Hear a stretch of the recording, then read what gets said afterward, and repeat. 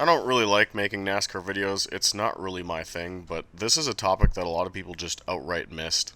NASCAR has never made an attempt to unfuck itself or even apologize to its fans after the arrest of Brian France. So let's establish some really base level context here. It's August of 2018. Chase Elliott just wins his first ever NASCAR Cup Series race at Watkins Glen International, and less than an hour after the checkered flag falls, the CEO of NASCAR, a guy by the name of Brian France, gets pulled over for driving under the influence, and he's also found to be in possession of a controlled substance. Long story short, the guy at the very top of NASCAR's food chain has a pretty serious drug problem. And within days, he steps down and is like, yeah, I need help, which, good on him. And this is more or less where the story stopped. It probably shouldn't have. Substance abuse issues don't just pop up overnight, they're usually years or even decades in the making. Which means that from 2003 to 2018, the CEO of a professional sports league in America was potentially making major business decisions and changes to the product while fucked out of his mind. And he continued to sign off on bad idea after bad idea that would alienate more and more fans with each passing year because he was high as shit and nobody could stop him. Now, what's interesting is that there's anecdotal stuff out there to kind of support this.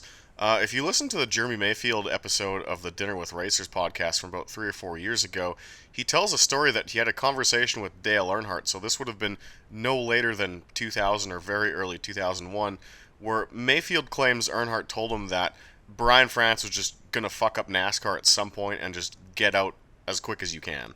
Now, I know people are still kind of divided to some extent on Mayfield, but like I sat through both episodes of the Dale Jr. Download. I've kind of followed his career after NASCAR. This guy is not a meth head. I'm sorry. I tend to believe what he's saying here and that this conversation indeed happened. There's also this really obscure NASCAR book called The Dirt Under the Asphalt that was released in 2009, and it's really short, and you can read the whole thing on archive.org.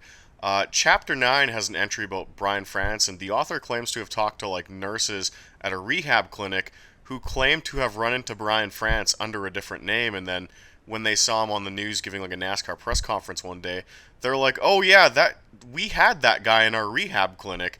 He just gave us a fake name, but like that's him."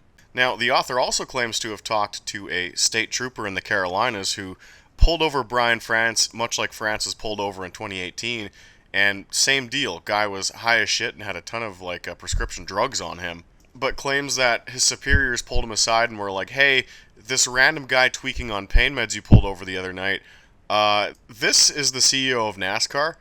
Can you make this please go away?" So, with this anecdotal context, France's arrest in 2018 was not just like, oh, he got hooked on pain meds one summer, but was likely building up over 2 decades, which means everything convoluted and insane and retarded about modern NASCAR that fans have just had to live with for close to 2 decades was either spearheaded, signed off on, or overseen by a guy who was high as shit and didn't care at all. And the hundreds of good, honest, hardworking people at NASCAR who just want NASCAR to be awesome were then forced to go along with these insane, crazy ideas, either spearheaded or signed off on by like an actual drug addict, and then pretend like these changes would actually be good for the sport, but they weren't.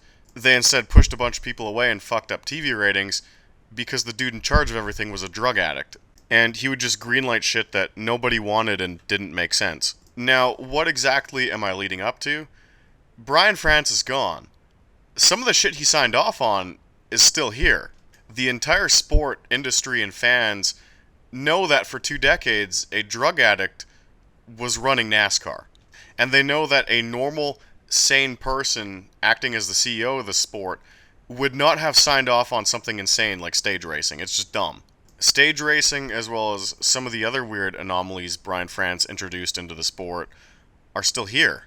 And NASCAR is still more or less what Brian France turned it into. When rock bands put out an album that sucks ass, it really doesn't take long for them to come out and be like, yeah, we were kind of idiots on this one, and like, I think our producer had a drug problem, or our producer did have a drug problem. We're sorry, we're going to put something out that's a lot better next year. NASCAR hasn't done that. Overnight, they could announce a return to how the series operated in 2003. They don't. It's still Brian France's drug-fueled hodgepodge.